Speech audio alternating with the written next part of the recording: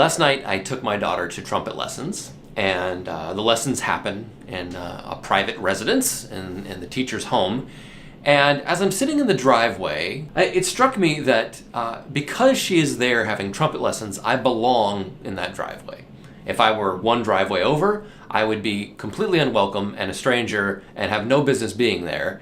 But in that moment, and for that reason, I belong there. And it sort of just like made me think about this idea of belonging, and about, like, there's two sides of it. There's a leadership side to it, about making the people who are on your team and your family and whatever group you want to think of, that leaders make people feel like they belong. They make people feel like they are a part of something, and necessarily they remove the people who do not belong, who either by their behavior or actions, towards other people in the group have made themselves a kind of person who does not belong in that group.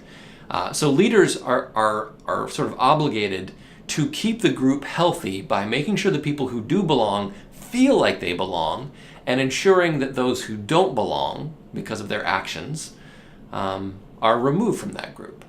And so I think of things from the leadership perspective very often, and yet there's the other side of it, which is, as a member of a group, to belong, we have a responsibility to conduct ourselves in a certain way and to sort of maintain the standards of the group.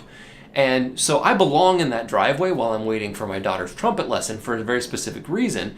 But if I decide to start blasting my radio outside and bothering their neighbors, or doing any number of things either inside of my vehicle or with my vehicle that are beyond the scope of what it means to belong, if I want to drive into their house in my car, or I want to do Brody's in the driveway, Brody's?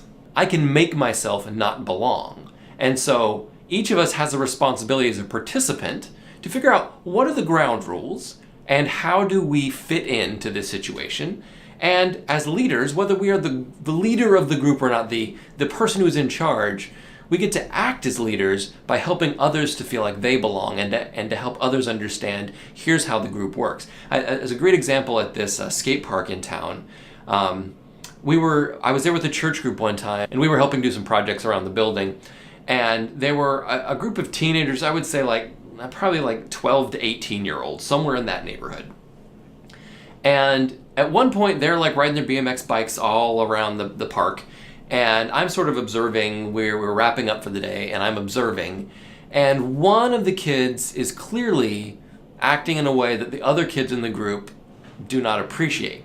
And the other kids in the group took ownership. And they basically, in very informal way, counseled this kid to say, hey, no, that's not how we do it. We take care of the equipment, and we don't act in a way that is going to destroy this for ourselves or for someone else. It was a brilliant example of this group of kids who I wouldn't expect to be self-policing. I would expect, one kid starts acting crazy, and that gives another one license to act crazy, and pretty soon they're all acting like fools.